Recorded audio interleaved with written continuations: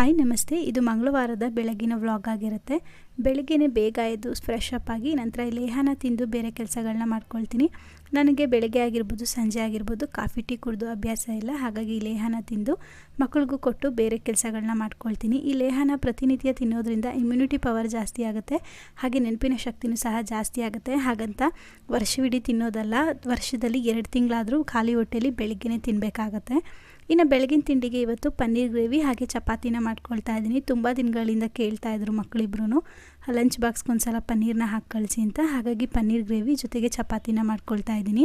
ಮಕ್ಕಳನ್ನ ಸ್ಕೂಲಿಗೆ ಕಳಿಸಿ ನಾನು ಸಹ ತಿಂಡಿನ ಮಾಡಿ ಮುಗಿಸ್ಕೊಂಡು ಗ್ಲಾಸ್ ಜಾರೆಲ್ಲ ಸ್ವಲ್ಪ ಗಲೀಜಾಗಿತ್ತು, ಅಲ್ಲೇ ಕ್ಲೀನ್ ಮಾಡ್ಕೊಂಡ್ಬಿಟ್ರೆ ಡೀಪ್ ಕ್ಲೀನ್ ಮಾಡೋದಿರಲ್ಲ ಅಂತ ನಾನು ಎಲ್ಲನೂ ಅಲ್ಲೇ ಕ್ಲೀನ್ ಮಾಡ್ಕೊಂಡ್ಬಿಡ್ತೀನಿ.